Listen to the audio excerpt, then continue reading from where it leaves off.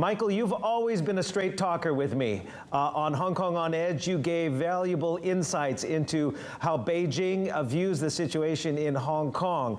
As the pragmatist here, is this a sad day in your estimation? Even though you're pro-establishment, which means pro-Beijing, is this a sad day for Hong Kong? I don't think so. It is not desirable. I would like the Pan-Democrats to continue, even though 4 of their legislators were disqualified. And for the whole world looking at this new development, I hope you understand it is not anything new at all. This was supposed to happen in August. These 4 legislators, when they run for re-election, were disqualified in August for entering the race for the next term because of the action that they took in the last 4 years, at least showing evidence that they are not honoring their oath, pledging allegiance to the basic law and the Hong Kong government. I think probably the biggest crime is going to a foreign government, asking for intervention and help in our domestic affair. That is probably, my understanding, is Beijing's biggest so-called dissatisfaction of the government's biggest ground for disqualification for entering the race. Now, at that time, there were already a lot of talk about if the NPC were to extend the past term for 1 year, should these people be qualified to stay on? And actually, there were no local framework, legal framework, to disqualify a sitting legislator. All right, there's a framework for disqualifying someone who swear to plead allegiance to the basic law when they enter a new race, but not a sitting legislator at that time. So now MPC is providing that framework so that what some people really expected to happen in August now finally happened. So it is not a brand new thing. It is just something that was delayed for 2 months. And of course, I found it very bizarre that they couldn't do the whole thing at the same time. That would minimize a lot of misunderstanding, a lot of accusation, all right, which is really what's happening today. This should have happened in August. And then in August, the rest of the Pan-Democrats would have to decide whether they join for that 1 year. Michael, let me take the devil's advocate here. Why is there little room for dissent on matters related to Beijing, especially when it seems as though, on the surface of things, that Beijing is handing down more and more edicts to Hong Kong and bypassing the Hong Kong Legislative Council? Why is it wrong to, voice displeasure with Beijing? You said to us on July 1st, when the national security law was imposed, you warned the people of Hong Kong, stay out of politics. Well, Legislative Council is where politics should be held. Let's talk about 2 types of politics. One is our role to monitor the government, to speak out why we oppose anything that they do and to criticize them. In that category, there's absolutely no problem. The other aspect of politics is at the national level. It's about sovereignty. It's about national security. The main crime, supposedly, for these 4 legislators is that they went to the U.S. and asked for their intervention and help at a time when U.S. and China is going to war at the trade level, and I don't know at whatever else level. You all know that. The whole world knows that, right? So this is really the something that the central government cannot accept, and it is not simply a matter of a dissident's voice. This is big, huge issue. This is crossing the red line. The only 2 things that Beijing is very sensitive about, okay, and I can share with you, I was criticized in the pro-government camp as the most liberal, almost opposing voice, okay, in the camp. So I have to tell you, the Pan-Democrats have gone overboard when they talk about, some of them talking about independence or having our own way of doing things, right? This is called so-called, self-decision or whatever. And the other is going to the U.S. to ask them to intervene. These are the two big crimes. So you're not talking about petty dissident views. But these four individuals are widely regarded as, professionals. One is a urologist, a doctor. Another is an accountant. They are widely viewed as more moderates within the pandem camp. They not necessarily would you say that they were calling for independence by whether they went to the United States or not? That is a call for independence. I think they were calling for an upholding of the basic law, weren't they not? And the democracy tenets that are promised there. You are absolutely correct. These four in particular, all right, they were going to the U.S. and asked for their intervention, all right? And Dennis Kwok in particular, in a sense, paralyzed the working of the government because the House Committee was in limbo for, 6 to 8 months. And without the House Committee in operation, you cannot bring any bill to the main committee. So every one of them has their own set of reasons for disqualification, which was reviewed in August. Now, I'm not going to go into detail on every one of them, all right? But at that time, there was a clear clarification of each of their so-called action. All right, now one of them, Kenneth Leung, most people think, and to some degree, even I would have the opinion, is that it seems everybody was a bit surprised about Kenneth Leung, who's in the functional constituency accounting. What exactly did he do for the disqualification?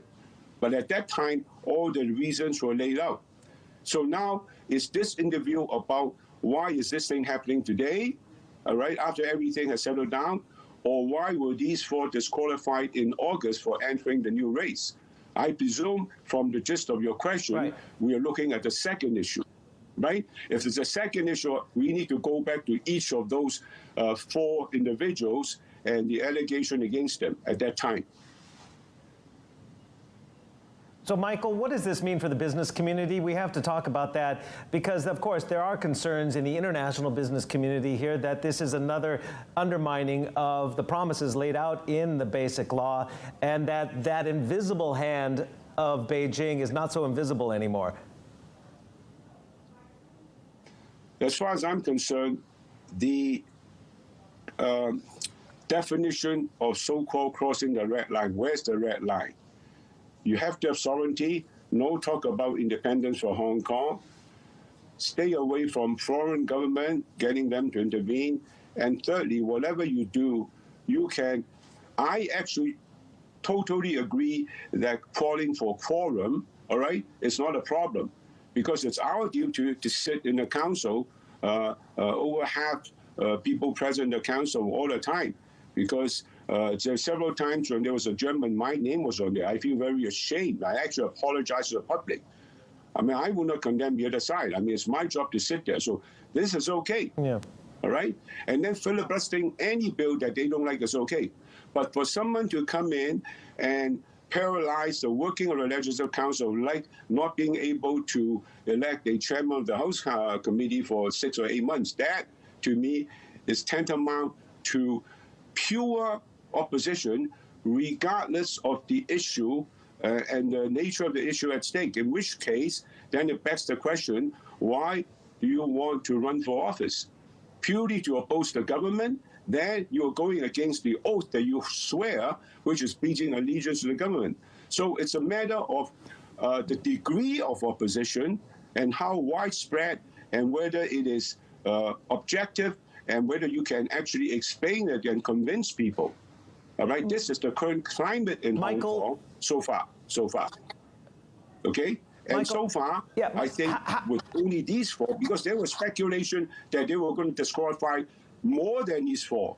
And then I think it's a big issue. But now they're just really doing something that they should have done in August.